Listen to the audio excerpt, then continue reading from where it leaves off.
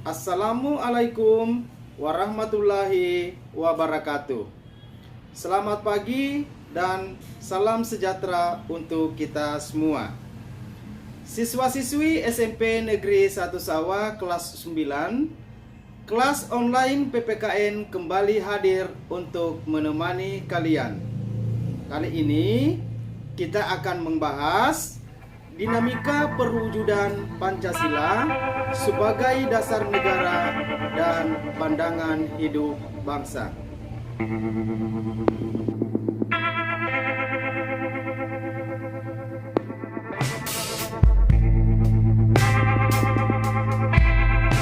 Kedudukan Pancasila sebagai dasar negara dan pandangan hidup bangsa telah disepakati seluruh bangsa Indonesia.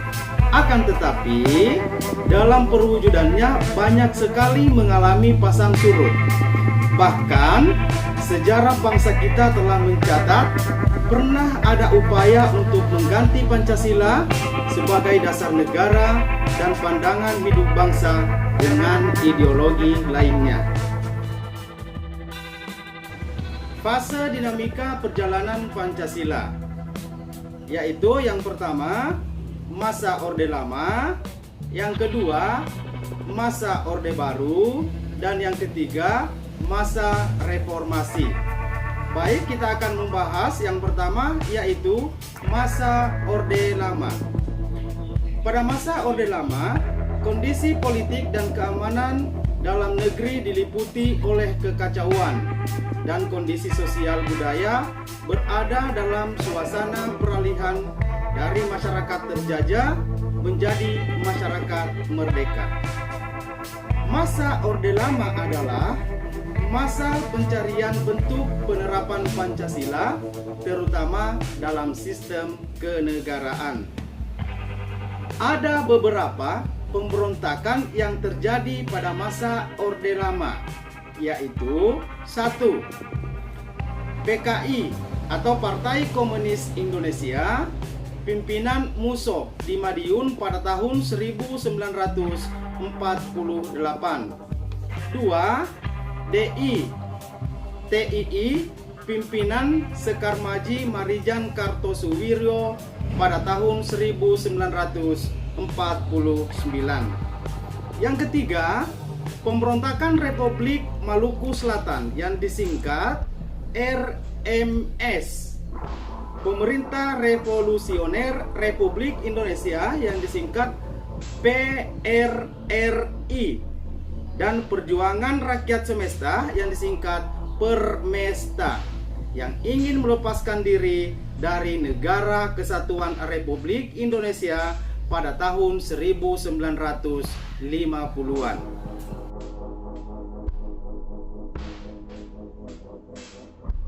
Beberapa penyimpangan yang terjadi pada masa Orde Lama. Yang pertama, pelaksanaan demokrasi terpimpin.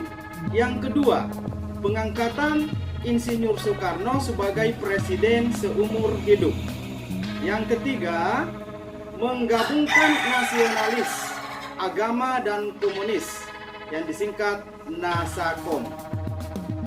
Baik, kita akan pindah ke yang kedua untuk masa Orde Baru. Era baru dalam pemerintahan dimulai setelah melalui masa transisi yang singkat, yaitu antara tahun 1966 sampai 1968.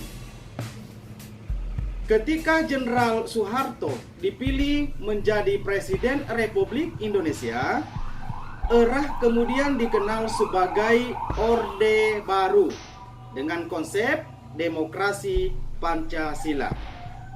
Visi utama pemerintahan Orde Baru ini adalah untuk melaksanakan Pancasila dan Undang-Undang Dasar 1945 secara murni dan konsekuen dalam setiap aspek kehidupan masyarakat Indonesia.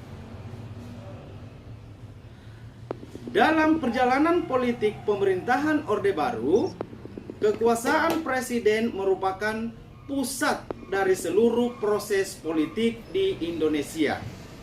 Lembaga kepresidenan merupakan pengontrol utama lembaga negara lainnya, baik yang bersifat suprastruktur seperti DPR, MPR, DPA, BPK, dan MA, maupun yang bersifat infrastruktur seperti LSM, partai politik, dan sebagainya.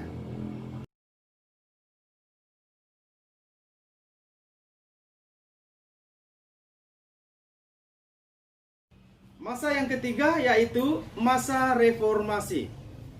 Pada masa reformasi, penerapan Pancasila sebagai dasar negara dan pandangan hidup bangsa terus menghadapi tantangan. Penerapan Pancasila tidak lagi dihadapkan pada ancaman pemberontakan-pemberontakan yang ingin mengganti Pancasila dengan ideologi lain. Akan tetapi, lebih dihadapkan pada kondisi kehidupan masyarakat yang diwarnai oleh kehidupan yang serba bebas.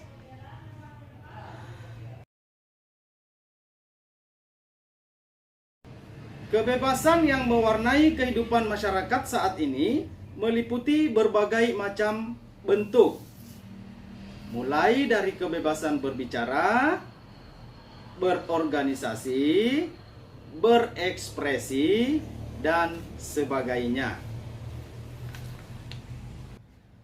Tantangan lain dalam penerapan Pancasila di era reformasi adalah menurunnya rasa persatuan dan kesatuan di antara sesama warga bangsa saat ini.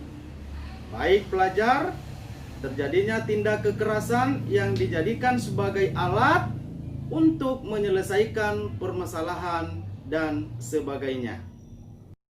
Nah, siswa-siswi SMP Negeri 1 Sawah kelas 9, demikian tadi pembahasan kita di kelas online hari ini.